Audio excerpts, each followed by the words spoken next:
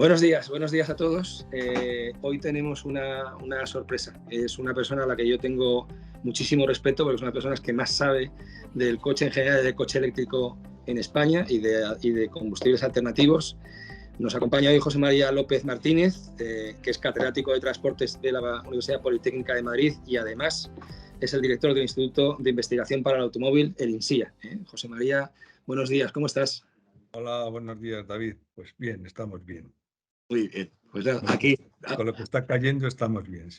Lo primero, José María, el coche eléctrico, las baterías, últimas noticias, no hay litio. A ver, ¿qué hacemos con el coche eléctrico? Sí, no, las baterías van a mejorar, cómo son, cómo funcionan, qué hacemos con ellas.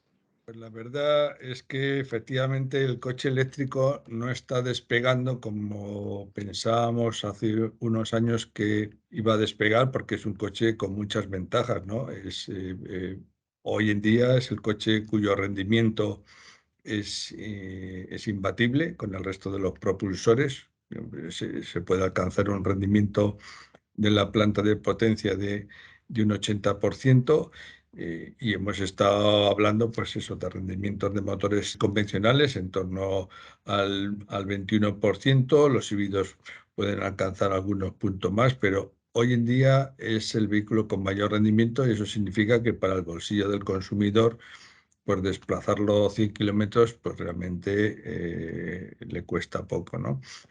A pesar de esas ventajas, no ha logrado convencer al consumidor. Y entonces, analizando un poco este tema, yo creo que aquí hay un error de base que se ha cometido, y es que los fabricantes efectivamente han desarrollado los vehículos eléctricos, están en el mercado, todos los fabricantes tienen en su catálogo vehículos eléctricos, pero el consumidor no ve infraestructura. Entonces, al no ver infraestructura, el consumidor va decidiendo ir renovando su coche o con vehículos convencionales o con vehículos cuyas baterías se carguen a bordo, ni siquiera los enchufables, porque claro, el enchufable, como su propio nombre indica, hay que enchufarlo a la red, ¿no? Entonces, estamos en una situación en la que, por una parte, como todos sabemos, el gobierno apuesta por una cantidad de vehículos eléctricos en torno a los 4 millones en 2030. En la actualidad tenemos 80.000 vehículos entre eléctricos y electrificados, es decir, híbridos enchufables, y veo muy difícil llegar a esta cifra porque, claro, en España tenemos 11.000 puntos de carga público. Para llegar a esta cifra de los 4 millones de vehículos, habría que alcanzar 300.000 puntos de carga público. Por tanto, veo difícil alcanzar esas cotas y, a no ser de que el gobierno, pues evidentemente ponga este asunto encima de la mesa como prioritario, el vehículo eléctrico, pues obviamente irá con sus pasos de venta, pero no despegando del todo, ¿no? Además, ahora se presenta otro problema, ¿no? Diríamos que hasta ahora el vehículo eléctrico, el corazón del vehículo eléctrico, pues ha sido y sigue siendo la batería, ¿no? Las baterías, fundamentalmente, aunque hay de varios tipos, desde las de plomo ácido, las de níquel metal hidruro, las de sodio níquel cloruro, no da las prestaciones que da el litio, ¿no? Y el litio, pues evidentemente es ahora mismo el rey, el metal rey de las baterías. Tenemos ahí algún hándicap que ahora, con todos los problemas geopolíticos que estamos viendo encima de la mesa, están relacionados con las celdas de litio. Las celdas de litio, hoy por hoy, el 70% del mercado está en manos chinas. Entonces, por ahí pues, puede haber también algunos problemas relacionados con el futuro del vehículo eléctrico. Y el litio, pues claro, el litio tiene sus reservas. Muchas veces es difícil calcular las reservas de litio, pues porque algunos de los países no las publican desfasadas, pero diríamos que el litio hoy en día se utiliza pues, en nuestros dispositivos móviles, en nuestros PCs, es decir, ya tiene un uso muy extendido, ¿no? Si ahora empezamos a utilizarlo en las baterías de los vehículos, aunque ahora estamos viendo que los niveles de parque de vehículo eléctrico y enchufable pues, son bajos, pero diríamos que si entramos en las previsiones de estos millones de vehículos, no solamente en España, sino en el resto del mundo, porque estamos hablando de reservas mundiales, pues parece ser que se estima que en 10 años podríamos tener dificultades ya de suministro de litio en las baterías. Esto lo único que nos hace reflexionar es que el reciclado de las baterías hay que ponerlo ya en marcha, ¿no? Y hay que ponerlo ya en marcha, pues porque evidentemente no vamos a tener algún compromiso en este sentido. Entonces podría surgir la pregunta, ¿pero es que no hay otra tecnología alternativa? Bueno, diríamos que el entorno del 2030, por lo que yo voy analizando, pues no hay una alternativa clara al litio, ¿no? Se está hablando las de estado sólido, pero siguen siendo base de litio, lo único que el electrolito es sólido, y se está hablando de más de las de litio-aire, como otra alternativa en las que pueden tener más densidad de energía y por tanto más kilómetros, pues estamos volviendo otra vez al litio, ¿no? Con lo cual, pues bueno, pues nos hemos embarcado en una tecnología que de futuro pues habrá que analizarlo evidentemente a base de el reciclado de las baterías. Pero diríamos que esa es la situación actual y la que se puede venir encima. También hay otro aspecto interesante, aunque aquí sí que podemos tener alternativas, que es el motor eléctrico de tracción, ¿no? El motor eléctrico de tracción de estos vehículos eléctricos es un motor síncrono de imanes permanentes. En la actualidad, estos imanes permanentes utilizan metales raros, como es el neodimio y el samario. El neodimio y el samario pues, se explotan en minas que están en centro de África y que están gestionadas también por los chinos. Con lo cual, quiere decir que los fabricantes de motores de imanes permanentes, pues bueno, van al mercado, a los proveedores chinos y hoy por hoy no hay ningún problema. Sí que son más caros por este motivo, pero hoy por hoy no hay problema. Como he vuelto a comentar antes, si el tema geopolítico se pusiera complicado, podríamos ir a los motores de inducción, motores asíncronos de inducción de toda la vida y que incluso Tesla los está montando en sus vehículos y diríamos que podríamos funcionar quizá con rendimientos menores, pero se podría funcionar. Pero bueno, diríamos que hoy por hoy el vehículo eléctrico sigo opinando que tiene una serie de prestaciones que merece la pena, pero diríamos que hay que solucionar las otras barreras si queremos que realmente el vehículo eléctrico pues verlo de una forma mayoritaria por nuestras calles y carreteras. Vale, y eso, José María, como hablábamos antes, nos lleva un poco a buscar combustibles o modos de propulsión que no estén basados en un motor eléctrico puro. Y ahí nos surge rápidamente el hidrógeno. Sí, el hidrógeno diríamos que, como todos sabemos, no existe, no existe en la naturaleza como tal y por tanto hay que producirlo, igual que la velocidad, los dos, de la velocidad de la electricidad, los dos son vectores energéticos, ¿no? La electricidad hay que producirla, el hidrógeno hay que producirlo. Pero sí que es cierto que el hidrógeno te plantea una independencia energética enorme. ¿Por qué? Porque diríamos que cualquier país puede producirlo, porque a través de la electrólisis del agua. Y si vamos más allá con el hidrógeno verde, del que hoy se está hablando mucho también, incluso en las noticias actuales, Pues claro, el hidrógeno verde vía electrólisis con energías renovables, y España pues diríamos que estamos bien de energía solar y eólica, hidráulica. Bueno, aunque con esta sequía la hidráulica está un poquito más escasa, pero diríamos que podríamos ser un gran productor de hidrógeno verde. Ahora, ¿qué hacemos con el hidrógeno? Bueno, pues hay varias alternativas.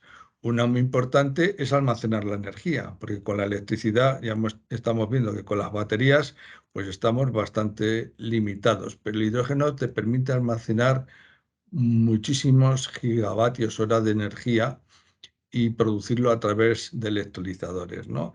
Bien, ¿dónde se podría utilizar? Bueno, pues para el tema que nos trae hoy, pues evidentemente en el transporte, claramente. ¿Cómo podemos utilizar el hidrógeno en el transporte? Pues tenemos dos vías. Una vía que ya en su momento pues BMW no abandonó hacia los años 80, que es bueno, pues, quemarlo en un motor de combustión, de cuatro tiempos alternativo. Bueno, pues en vez de utilizar gasolina, pues meter hidrógeno. Y bueno, se está volviendo otra vez a hablar de estos temas pues para distintas aplicaciones. Ya diríamos que luego habría que plantear cuál es la vía mejor. Sí que es cierto que utilizar un motor de combustión interna, pues su rendimiento es bajo. Bueno, pues porque ahí tenemos el famoso rendimiento de Carnot de los motores térmicos que permite alcanzar rendimientos bajos. Pero diríamos que la tecnología se conoce y podría tener su cabida, ¿no? Incluso con algún vehículo de competición está testando hidrógeno presurizado en un motor prácticamente igual a un cuatro tiempos actual y con un rendimiento, bueno, pues razonable, ¿no?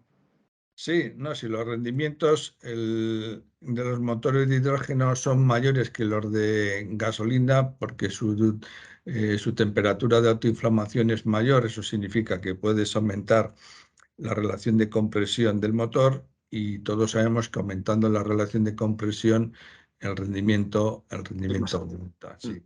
Pero llegar a rendimientos cercanos al 50%, que es el rendimiento del diésel, con un motor de encendido provocado no es viable, porque diríamos que la termodinámica así nos lo pone encima de la mesa, ¿no? Carnot, la famosa, como digo yo, la famosa tiranía de Carnot te impide subir más el rendimiento.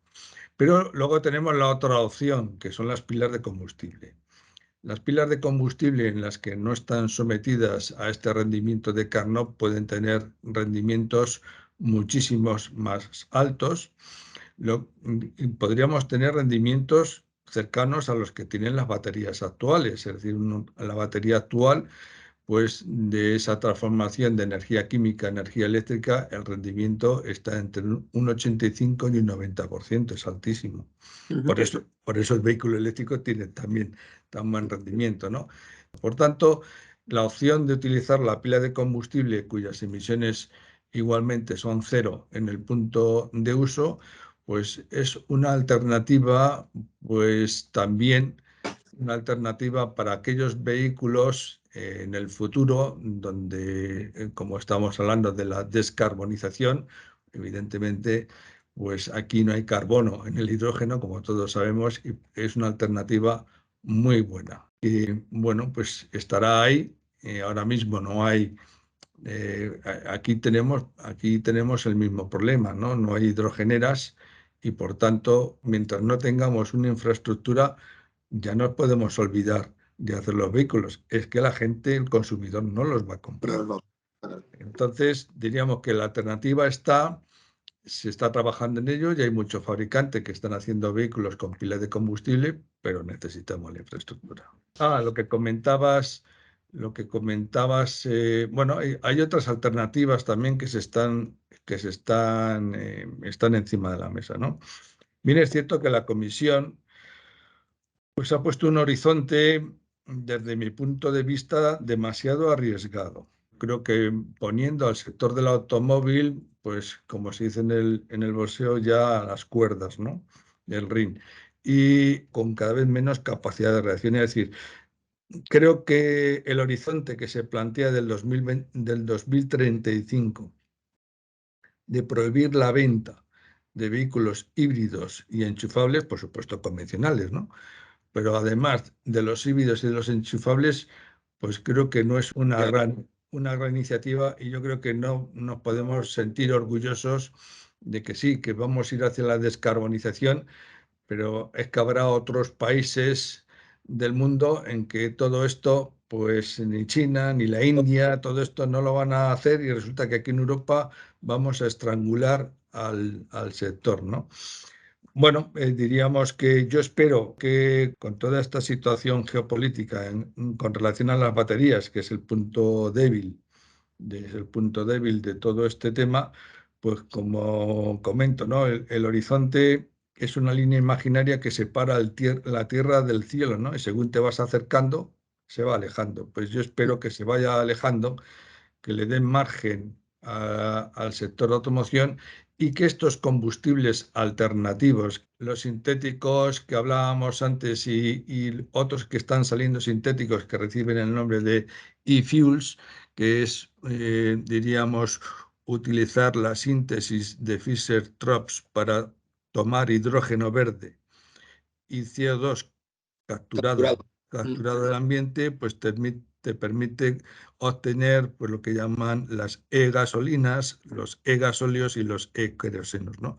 Entonces, oye, si estos ya diríamos que son combustibles neutros, oye, pues vamos, demos la oportunidad de, por lo menos, si no queremos, si queremos eliminar los convencionales, dejemos los híbridos en los enchufables que llevan motor térmico y que utilicen estos combustibles. Que estos combustibles se utilicen también en barcos, que estos Claro, combustibles se utilicen claro. en aviónica, en los turborreactores. Es decir, yo creo que hay que dar todas esas opciones hasta que tengamos más claro El el panorama está panorama claro. final, Eh, porque Mira, bueno, yo en el blog y en las noticias que casi todos los días o 2 veces por semana como mínimo en LinkedIn comento, yo siempre insisto en que lo que hace falta aquí es poner un poco de sentido común, que yo creo que la descarbonización es un fin legítimo y es un fin necesario, pero no se puede hacer ni precipitadamente ni de espaldas a la realidad, y sobre todo no puedes atormentar a la industria que da de comer a muchas familias europeas simplemente porque quieres un resultado en el súper corto plazo que no es realista. Entonces, leí hace poco que el cambio que va a requerir por parte de la industria del automóvil para pasar al coche eléctrico sin pensar en ninguna otra alternativa porque no se lo permiten va a costar más de 75.000 millones de euros. 75.000 millones de euros que al final vamos a pagar los que consumimos un coche, es decir, los que usamos un coche de alguna forma, porque claro, no, eso no puede salir del bolsillo de nadie que no sea del consumidor, ¿no? Y además va, digamos que va a someter a muchas personas a dejar de usar su vehículo en contra de su voluntad. Y yo creo que aquí la libertad individual también tiene que estar por encima. Hagamos las cosas con sentido común, sin por supuesto negarnos a ello, que yo insisto que me parece que es un fin muy legítimo. Pero hombre, me parece que aquí se están dando pasos cuando primero el impacto de Europa, de la emisión de CO2 de Europa a nivel mundial, ahora mismo es pequeño, por parte del transporte es prácticamente insignificante. exacto. China que dice, oye, sin hacer esfuerzo descarboniza, te dice, yo, pero si vosotros lleváis quemando carbón desde 1920, que yo no hacía nada, os habéis pasado los 50, los 60, los 70, los 80, los 90 y los 2000 quemando CO2 como locos, ya me decís que haga yo el esfuerzo. No, no. A mí me toca quemar y vosotros os fastidiáis. Entonces llega China y te produce mucho más CO2 que toda la OCDE, incluido Estados Exacto. Unidos, y entonces, pero China, India, Vietnam, Tailandia y todos los países del sureste asiático que están teniendo un desarrollo industrial potente y que, bueno, que hasta que puedan introducir, digamos que maquinaria industrial mucho más eficiente, pues que queman carbón, queman petróleo y queman gas. Estamos en una religión del CO2 que no sé quién sale ganando con todo esto. Desde luego el sector del automóvil no, No, desde no. luego. No sé qué otros sectores energéticos tienen intereses. Entiendo que por el tema de los eléctricos sí, pero vamos, las eléctricas ya con el consumo de energía eléctrica tienen el negocio asegurado, ¿no? Y, Absolutamente. y desde luego ir apretando con el tema de la descarbonización, que bueno, pues en principio asumamos que ese CO2 pues hay que cada vez emitir menos, oye, pero vayamos más organizados y progresivamente hacia un futuro contando con todos los actores que se ven afectados, porque como dices tú, al final no solamente se van a ver afectados las empresas, sino que luego todo esto se va a repercutir al consumidor. Yo decía el otro día, dice, mira, hay mucha gente que trabaja a una distancia razonablemente larga de su domicilio. Puede usar el transporte público, pero evidentemente el transporte privado, salvo que haya un atasco monumental, y eso los hay normalmente en Madrid y Barcelona, en Cuenca no, el transporte público requiere más tiempo, porque claro, no está pensado para ti, está pensado para ti unos cuantos más. Hace paradas, probablemente tengas que hacer algún transbordo.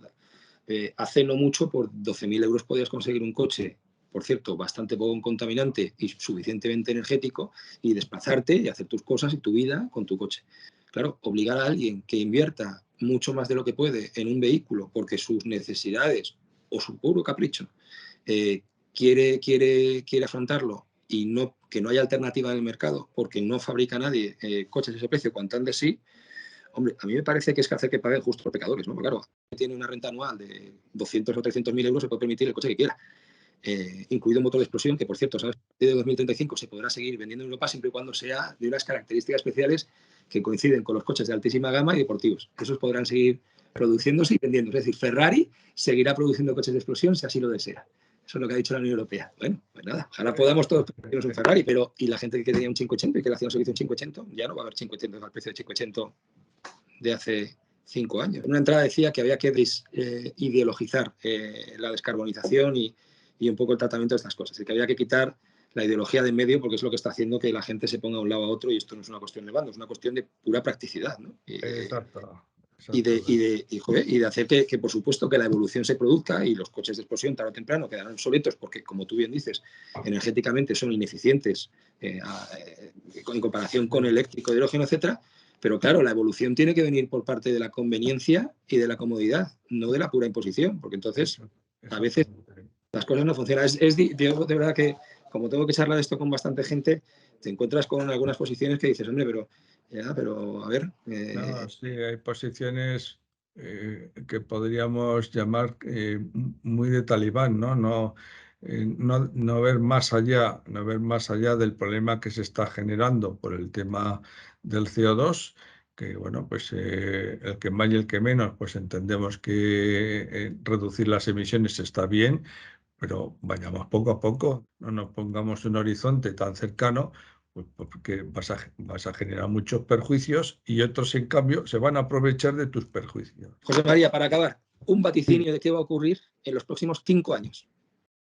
Bueno, yo creo que en los próximos 5 años, pues entiendo que seguiremos con la misma tendencia de evolución del parque que tenemos. Espero que la venta de vehículos vaya más, tengamos una recuperación y que se vendan más coches, pero creo que se van a vender, se van a vender muchos vehículos híbridos, de los cuales sus baterías se cargan solas.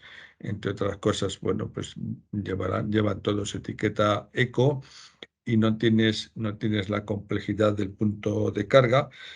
Y entiendo que los enchufables también irán ganando porque evidentemente pues es un vehículo que lleva etiqueta cero en el ámbito urbano, como los que vivimos en las grandes urbes, pues ese vehículo te da esas ventajas de ir en puramente eléctrico y luego pues te permite ciertos desplazamientos porque lleva el depósito, ¿no? En cuanto al eléctrico puro, yo creo que seguirá al mismo ritmo en los próximos 5 años, es decir, no habrá un cambio significativo en la evolución que puede ir llevando en estos 5 anteriores años. Y el de pila de combustible, pues evidentemente de aquí a 5 años, pues yo creo que no lo vamos a ver todavía. No lo vamos a ver porque si la infraestructura eléctrica de aquí a 5 años va a estar todavía a un nivel pues relativamente escaso para las necesidades que se quieren del vehículo eléctrico, el hidrógeno y las hidrogeneras pues todavía estarán en una fase incipiente. Más allá de los 5 años, pues evidentemente, pues cómo vaya el aspecto geopolítico en general, ¿no? Pero si la situación está como ahora, pues dependerá de las políticas, en este caso de nuestro gobierno, de si tiene una apuesta clara por las infraestructuras en puntos de recarga y la infraestructura del hidrógeno, que parece ser que Europa sí que está muy animada al tema del hidrógeno. Y bueno, pues yo creo que hacia el 2030 pues podríamos ver ya un despegue muy importante del vehículo eléctrico, pero acompañado igualmente de los híbridos y de los híbridos enchufables, que yo creo que tendrán más venta que el vehículo eléctrico, y posiblemente ya podamos hablar de ciertas unidades de vehículo con pila de combustible. Hay que recordar que el vehículo con pila de combustible, el turismo, pues obviamente tiene la ventaja de que los depósitos, se recarga un depósito de un vehículo actual de los que, bueno, está fabricando Hyundai o está fabricando Toyota, el depósito se recarga en 4 minutos. Eso es casi imbatible, ¿no? Y eso puede ser un aliciente siempre, claro, que haya Oye, eso. hidrógeno gas. Y nada más, esto es lo que te puedo comentar. He tomado nota con fechas, ¿eh? Al 2030 te voy a sacar la lista, voy a empezar a hacer check a ver si sí o si no. Que vas a ver cómo sí. José María, 1.000.000 de gracias, muchísimas gracias. He aprendido mucho otra vez de ti y me encanta hablar contigo y ya te invitaré otra vez y hablaremos de esto y de otras cosas. Muy bien, David, pues nada, ha sido un placer. Un abrazo.